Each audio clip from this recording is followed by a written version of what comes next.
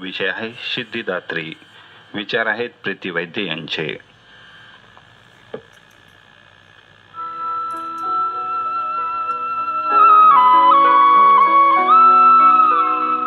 नमस्कार श्रोते हो.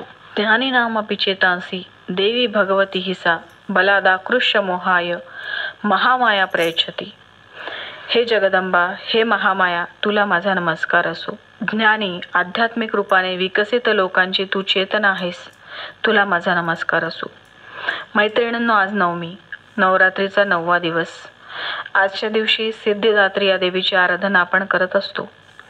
सिद्धिदात्री देवी आपल्याला जीवनामध्ये अद्भुत सिद्धी, क्षमता प्रदान करते, जेणेकरून आपण आपल्या जीवनामध्ये सर्व गोष्टींची पूर्तता करू शकतो.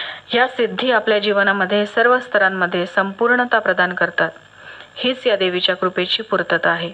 जगदंबेच्या या स्वरूपाची प्रचिती ही श्रद्धेच्या बळातच येऊ शकते. श्रद्धा ही पवित्र आचरणातून निर्माण होते. श्रद्धावान लभते ज्ञानम तत्परः संयतेंद्रियः ज्ञानम लब्ध्वा पराम शांती मचिरणाधिगच्छति. जितेंद्रिय, कर्तव्य तत्पर आणि श्रद्धावान मनुष्यालाच ज्ञान प्राप्ती होते आणि त्या ज्ञानामुळेच श्रेष्ठ कोटीची शांती त्याला लाभते. श्रद्धेने ज्ञान प्राप्ती होते. ज्ञानी पुरुष शांत असतो, त्याची वृत्ती संतुलित असते. ज्ञानी पुरुष नवे मार्ग चुखाळतो, नव्या वाटा शोधतो. ज्ञानी मनुष्याला सर्व कर्मे पवित्र वाटतात. तो प्रत्येक कामाकडे व्यापक दृष्टीने बघतो. ज्ञानमय कर्म आणि कर्ममय ज्ञान हेच कृतीत उतरवता यायला हवे. भारतीय जीवन सुखी समृद्ध होऊन भारत विश्वगुरु व्हावा असं आपल्याला जर वाटत असेल, तर आपल्या जीवनातही ज्ञान आणि योग यांचा समन्वय आपल्याला घडवून आणता आला पाहिजे. कपट, स्वार्थ, दांभिकता या सर्वापासून दुर्गुणांचा धिंगाणा सुरू होतो. या सर्वापासून स्वतःला आणि समाजाला वाचवायचं असेल तर आज ज्ञान आणि योग यांचा समन्वय आपल्याला आपल्या जीवनात असायला हवा. ज्ञान म्हणजे बोलके पुस्तकी ज्ञान नव्हे, तर गुरुमुखातून जो बोध मिळतो त्यातून चिंतनाने, मननाने आपल्याला आपल्या आत्मस्वरूपाचे जे ज्ञान होते तेच खरे ज्ञान. आणि हे ज्ञान आपल्याला होण्याकरता आपल्याला तप करण्याची गरज आहे. तप याचा अर्थ तापविणे. एखादी कृती वारंवार सतत करणे म्हणजे तप होय. सोने खूप तापवले की त्याला हवा तसा आकार देता येतो.